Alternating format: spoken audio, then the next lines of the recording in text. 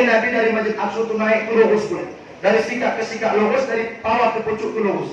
Apa kata Jibril? Ya Muhammad, kalau kau naik nanti kau akan bertemu dengan sepaling tidak 4 perkara yang mungkin kau akan pusing melihatnya. Tapi yakinlah, disitulah tanda-tanda kebesaran Allah. Subhanalladzi asra bi 'abdihi lailan minal masjidil haram ilal masjidil aqsa alladzi barakna haulahu linuriyahu min ayatina. Dari ayat-ayat kami, innahu huwas samiul basir, sesungguhnya kebesaran Allah ditunjukkan di malam itu. Naik, apa yang dijenguk Nabi? Ada satu batang pohon. Tahu itu pohon? Nabi bahasa dengan pohon. Apa kau cuma itulah batang, daunnya rimbun, banyak daunnya. Tapi yang mengherankan, di bawah pohon yang besar itu mustawar minal agni, banyak anak-anak yang duduk di bawah batang itu. Itu peristiwa yang terjadi. Pertama, banyak anak-anak duduk di bawah batang yang dijenguk Nabi. Nabi heran, dijenguknya budak-budak di bawah batang. Nabi gawe nunggu mensakatal waraqah, menunggu jatuhnya daun-daun yang ada di pohon itu. Kapan nyampak daun itu, kapan umat belagai budak itu ngambil daun, berebut ngambil daun. Ada yang dapat kelada 1 belagai, dapat belagai. Tapi ada yang dijenguk oleh Nabi, ada yang dapat tunjuknya dengan uang, dapat tunjuknya dengan uang, dapat tunjuk dengan uang. Habislah anak-anak di bawah pohon, tinggallah 1 orang anak menunggu daun yang runtuh. Habis daun di pucuk itu, dan dia tidak mengambil sikok daun pun sampai dia membuang daun terakhir. Apa? Menetes air mata budak. Nyemolong budak itu. Apa kata Nabi? Ya Jibril, makwa yang bani alat ya Jibril, apa yang terjadi dengan anak itu? Ya Muhammad, pohon itulah yang disebut dalam kitab Hidayah Sajaratul Jannah. Itulah pohon surga. Bagi anak-anak yang duduk di bawah itu adalah anak-anak yang soleh dan soleha. Mereka menunggu kematian ayah dan bundanya. Mereka menunggu daun itu. Dan daun yang di pohon itu adalah daun kehidupan. Ketika daun itu jatuh saqatal waraq kemudian ardi, jatuh ke pucuk bumi, maka tanda kematian orang tuanya sudah dekat. Artinya anaknya akan berjumpa dengan ayah dan bundanya di surga Allah. Dia dapat daun, dibawa mari, masuk ke pintu surga. Artinya dia bakal bertemu dengan umatnya di surga. Cuma kenapa budak itu menangis? Ternyata ya Muhammad, anak itu mendapatkan daun dikasihnya, bukan punya baknya. Dekat dinyuk dengan orang lain. Sampai habislah daun terakhir, budak tadi tak bertemu dengan bak dengan umatnya. Menangis. Sampai Nabi mendekat. Kenapa aku menangis? Aku tak temukan daun umat dengan bakku ya Rasul. Di mana mereka? Di mana mereka? Kata Nabi ketika dicek di absen malaikat, ternyata bak yang ada di pohon di lantai pertama, di kegak terakhir. Menangis budak itu. Menangis dia, menetes air mata. Tapi apa kata Nabi? Ya bani, min syafa'ati walidayk, kau bisa memberikan syafaat kepada orang tuamu. Fan as'al alaika, boleh aku bertanya denganmu? Silakan barak ya Rasulullah. Apa yang kau tanyakan? Pernahkah umat dan bapakmu mendidikmu untuk membaca tulis Al-Quran? Pernah ya Rasulullah. Waktu itu dia ngajar aku A, Ba, Ta, Sa, walaupun dia tak baca betul. Cuma dia pernah ngajar. Pernahkah umat bapakmu mengajak kau untuk mendekat diri kepada agama? Pernah. Malam waktu itu datang Pak Bupati, dia ngajak aku safari ke Surat Mi'raj masuk ke masjid, walaupun aku berburu snack malam itu. Pernah ya Rasulullah. Pernahkah kau menghafalkan Quran sebagian atau satu surat dalam Al-Quran? Pernah ya Rasulullah. Umatku pernah ngitik aku ke madrasah dunia di Bengen Teluk waktu itu. Yang ngajo, ustaz-ustaz di Bengen Teluk. Di antaranya banyak ustaz-ustaz itu. Waktu itu zamannya Kades Azhari di BM2. Masuk juga dengan itu. Masya Allah, apa yang terjadi? Apa yang kata Rasulullah dalam kitab melihat anak itu? Sekarang dengan amal yang kau punya, atik min safaitik walidayka ya bani, kasihkan syafaat itu kepada ayah dan bundamu. Iqra' min ayatul Quran, bacakan Quran. Rafa'a darajatil walidayka, Quran itu akan mengangkat derajat ayah dan bundamu. Budak itu punya hafalan Al-Quran, pernah dia dikirim di Kabupaten Muratara untuk mengikut program tahfiz Quran. Apa yang dia baca? A'udzu billahi minasyaitonir rajim. Bismillahirrahmanirrahim. Ar-Rahman 'allamal Qur'an, khalaqal insan, 'allamahul bayan. Sampai bertemu dengan ayat Fabi ayyi ala'i rabbikuma tukadziban. Hafal dia satu surat Ar-Rahman. Kemudian malaikat menyambutnya, wadkhulu fi ibadi wadkhulu jannati. Angkat orang tuanya, angkat. Rafa'ul darajat min ayatil Quran. Orang tua diangkat dengan kau pernah menitipkan anak kepada pendidikan agama, pernah kau tempelkan Quran di dalam otaknya, pernah kau ajarkan dia menghafal Quran, derajatmu diangkat oleh Allah. Kenapa? Ternyata bapak dan umatnya masih ada pahala walaupun sedikit. Berarti pandai cek, ada pula pahala umatnya pernah sedekah menyuruh duku walaupun duku pecah waktu itu. Dihitung ternyata pahala itu. Dia pernah menyuruh dia walaupun dia meruang busuk. Dia pernah semayang walaupun cuma 3 kali dalam sehari. Itu pun terpaksa juga, kadang-kadang terajak lagi. Alhamdulillah. Akhirnya anak tadi mengangkat derajat orang tua. Artinya apa? Malam kak pesan yang pertama. Itulah kenapa pembangunan Muratara bukan hanya sebatas infrastruktur. Di bidang aku dukung. Kenapa dikirim anak penghafal Quran? Itu yang kalau kau betul-betul mendidik dia akan mengangkat derajatmu nanti ketika kau tersungkur di lubang neraka. Berangkat Quran. Nah maka anak kamu yang dikirim di Muratara, antarkan betul-betul. Walaupun ada kesalahan dalam teknis program, akan diadakan evaluasi. Tak ada yang sempurna. Yang penting kita terus berbuat baik. Kesempurnaan hanya milik Allah. Ketika kesempurnaan itu tak dapat, maka adakan evaluasi. Di Pemkab ada Kabaktisra, di Pemkab ada Kemenang, di Pemkab ada ajudan, di Pemkab ada asisten. Maka kerjasama antar unsur pemerintah kita, camat kita, kades kita, lurah kita, perangkat kita, guru ngaji kita, sampai-sampai kita membangkitkan kabupaten apa yang kita sebut dengan Muratara bangkit. Apa yang mesti dipesan? Kau tinggalkan kebun para dengan anak, maaf, kebun para pecah dijual Pak Bupati. Kau tinggalkan kebun sawit dengan anak, kebun sawit pecah digadai di Bank BNI. Kau tinggalkan mobil mewah Yaris Sporter Pajero Sport L300. Kau baca anak jual dengan BPKB dan STNK.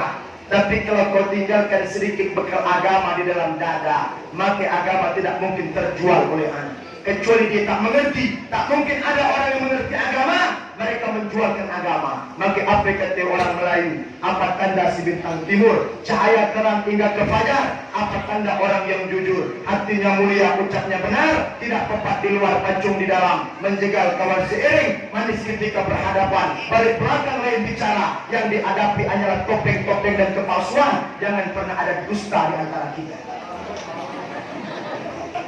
Berapa banyak orang menampilkan kepalsuan? Berapa banyak orang menampilkan pencitraan? Di Muara Kulampak Kemenang ada bangka. Karena sering ceramah masuk ke situ, temulah Bapak angkat. Cuma umurnya luar biasa Pak Bupati. Mungkin jauh lebih tua dia daripada Bapak Bupati. Hampir 87 umur Pak. Bininya umurnya 75. Cuma ketika ku tengok dia ngobrol dengan soman, itu yang nak kutemukan di keluarga lain. Apa kata lagi? My bad. 87 Pak. My honey, my darling, my itu juga, my tegangkan macam kan? Oh, manggil semuanya luar biasa. Sayang, aku nih Pak Bupati terus kurang 15 bulan. Sempat ketika kawin, cuma dulu lama beranak. Aku dengan Pak Bupati ini serempak. Waktu ceramah di Baitur Rahman, aku masih bujang. Temu Pak Bupati dia waktu itu masih bujang. Waktu itu aku menikah 20 Desember 2017. Ketika Aiden memilih tanggal itu menikah, dari tanggal 18 Pak Bupati Pak Kemenang heboh berita musyawarah itu. Ustadz yang termuda telah berbini, banyak wanita-wanita patah hati waktu itu. Viral berita itu untuk kapasitas ringan musyawarah. Calon tuh 3 hari itu dan tuh Pak Bupati kawin, hilang berita. Orang banyak menceritakan Pak Bupati menikah, barat pembangunan, dan alhamdulillah hari ini beliau telah dikaruniakan seorang putri kesayangan beliau. Maka beliau tadi mendoakan aku, Ustaz, mudah-mudahan cepat dapat momongan. Kenapa? Hampir 15 bulan Ustaz ini belum dapat momongan. Aku berangkat ke Jambi. Kata macam mana nak hasil? Aku belum Pak, mohon doanya. Mana nak hasil begitu, hati lalu. Seakan-akan aku nak ngawe itu nak ngomong ku dengan ngaku lempur ku gila di tengah. Maka kita orang yang pandai. Apa yang baca ibu buat, apa yang baca kita jiwa, bahwa bentuk yang kita lakukan malam nikah mengantarkan kita jangan sampai ada kepalsuan. Apa dia guru tadi? My bed, my love, my honey, my darling. Aku penasaran dengan Pak Bupati. Sampai wak betini itulah tidur, kunungmu jangan sampai terdengar. Aku nak tanya, nami resek rumah tangga mereka. Wah, aku jam 1:30 tu lagi tidur, wak tu. Kami dah ngobrol-ngobrol dan ngopi-ngopi, tarik ke ujung, dibuat siang. Kudu pula bertanya nang. Kalau cepat kamu. Duku ngatur sangkan jadi bahan takut. Duku nami kasetnya sampai usia 87 nggak masih manggil somangan main low. Menusulku di 4 tahun manggil somangan. Masih main low, main dari kunami kaset sambil kawin. Hai ngakak, jangan muda nak tahu ni. Kau yang tahu dengan ngah. Cuma jangan tahu dengan waktu ini ngah. Eka penting acara aku dengan ngah. Jadi ya hampirlah 9 bulan tak lupa dari waktu ini. Iya. Berarti nggak main main dari kalau lupa nama seorang. Kurang ajar, Bu. Makanya kalau laki kamu manggil bayi Hamid aja gitu lupa nama kamu. Yang dengar kemudi. Terlalu banyak yang muncul kepalsuan, terlalu banyak muncul pencitraan. Maka lanang dan perempuan saling mengikat dengan ada kepalsuan. Bertiga rengeng boleh Pak Ustaz? Boleh. Lanang pemarah boleh Pak Ustaz? Silakan. Kalau lanang tak marah bini diambil orang, artinya dia tak punya nilai agama yang kuat. Itu namanya jayus. Kalau dia jayus, jangankan masuk ke dalam surga, masuk mencium baunya pun tak dapat. Jadi rasul marah suami perlu. Ibu rengeng boleh. Laki balik malam renyeng bagus. Laki berjudi renyeng padek. Laki minuman keras padek. Laki bertinian kamu renyeng mantap. Tidak penting. Cuman jangan renyeng yang tak penting. Laki nak makan renyeng. Laki nak minum renyeng. Laki nak biek renyeng. Abang renyeng. Aku ada kiai dari Jawa Timur. Apa dia kiai itu? Dia, aku punyai bini yang betul. Renyeng luar biasa. Aku punya hukuman dengan dia. Cukup nami, dangkatku masuk ke dalam sumur. Wah ilah. Kalau berkecam dia ini cukup ngomong. Oh dia, cuma esok dangkatku lagi dia dari sumur. Ditarikku dangkatku, kapan terjengok dia setelah diangkat sampai semalam di sumur itu berubah. Awak besar tinggi, luar biasa. Kenapa? Oh, kenapa ngangkat lagu berubah besar tinggi enggak? Nenek jeng awak besar tinggi itu. Bukan, aku bukan somanga. Siapa enggak? Aku kat Jane dalam sumur tu. Kenapa yang naik ke pucuk? Udah tahan dengan yang somang rengeng di bawah. Jane tidak tahan dengan yang kamu rengeng. Ada lagi laki. Betul tak Pak? Betul tak? Nah, maka jangan rengeng-rengeng. Oh.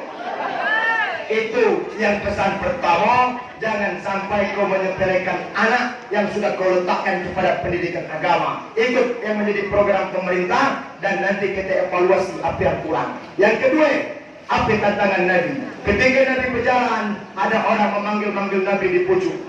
Min sauti biha la biwujudiha. Ada suaranya tapi tak kata uang. Sorenya ada, uangnya tak kata. Dari sebelah kanan memanggil Nabi. Ya Muhammad. Ya Muhammad. Oh, Muhammad. Oh. Panggil. Tak ditoleh liwat. Sorenya Nabi tak menoleh. Layar tapi tu bi'ah. Tidak ditoleh. Berjalan 10 meter mi'raj, orang manggil dari sebelah kiri. Ya Muhammad. Oh Muhammad. Ya Muhammad. Tak ditoleh Nabi. Liwat. Kurang sore kanan dan kiri dari arah depan. Bukan cuma sore. Ibu-ibu jangan tersinggung. Nenek-nenek berdini, latue, pakai baju ketat, celana ketat. Nami celana ketat, lojong Oh, ini nanti.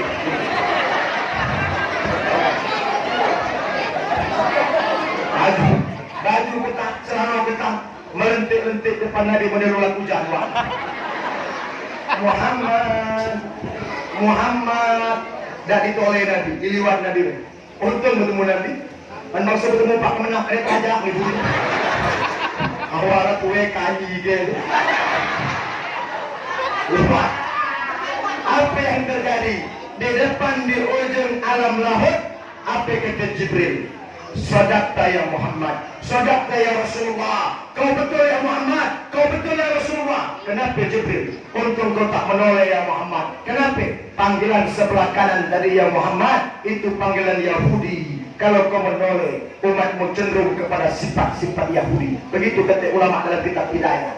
Panggilan sebelah kiri Muhammad, itu panggilan Nasrani. Kalau kau menoleh, umatmu cenderung kepada sifat-sifat Nasrani. Maka turun ayat, walan tardo angkal Yahudu walan nasara hatta tattabi'a millatahum. Orang Yahudi dan Nasrani tidak akan rela dan redha kepada anak cucu kita sebelum kita ikut kepada agama mereka. Maka bapak ibu jago anak dari kemurtadan, jago anak dari pengkafiran, jago anak dari kristenisasi.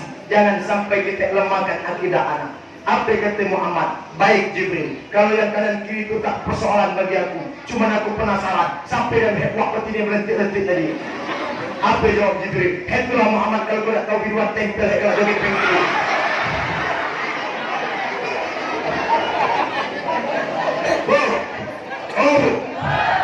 Siapa itu ya Jibril? Apa kata Jibril? Dialah perempuan ya Muhammad, nisaun kasiyat ariyat ma'ilat munilat ru'usuhunna ka'asdibatil bukhtil ma'ilat. Dialah seorang perempuan yang berpakaian tapi seperti orang telanjang. Dia senang memakai pakaian seperti itu. Dan itu cermin ya Muhammad, ketika kau meninggal dunia, umatmu cenderung menampilkan dan menampakkan aurat mereka. Dan itu terbukti 1452 tahun yang lalu setelah Nabi meninggal. Berapa banyak kita sekarang, banyak anak-anak gadis kita, anak-anak perawan kita, perempuan istri-istri kita, mereka bangga dengan menampilkan aurat mereka.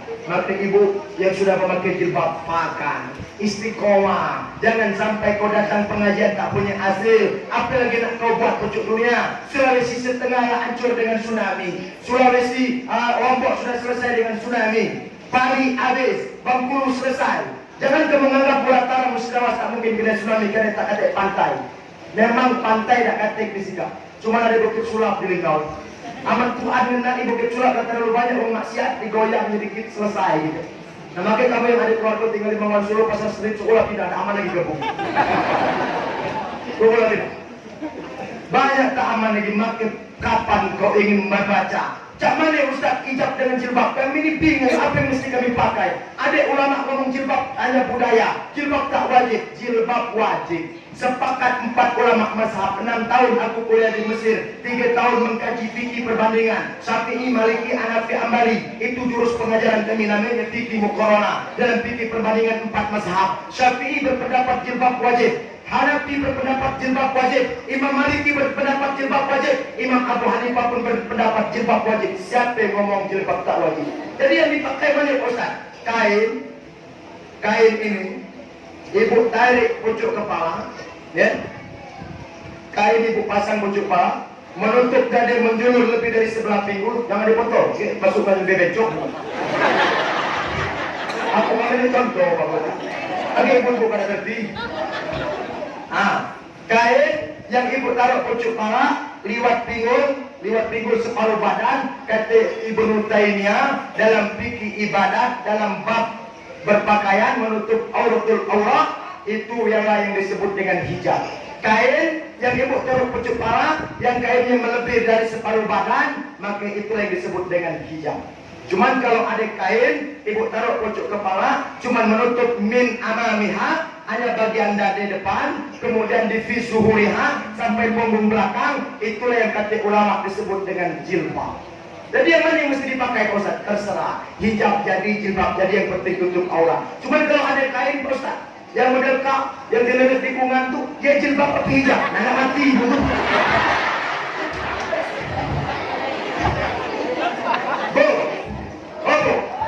Nah mati berpakaian pun diatur dalam agama. Pakai. Cuma istiqomah. Jangan sampai kau buka lagi pengajian rajin. Di Kabupaten Muratara ada majelis zikir yang dipimpin musyrik. Aktif pengajian itu. Hebat, banyak ibu-ibu pengajian datang. Cuman jangan hanya dipakai ketika pengajian. Ibu, kalau kamu nak senam, ini ada Pak Camat. Bahwa kalau kamu senam, ada penggerak kecamatan PKK ngajak kamu senam, saran aku saja sebagai ustaz, mungkin kamu anggap ulama, mungkin kamu anggap kiai, tokoh agama, kalau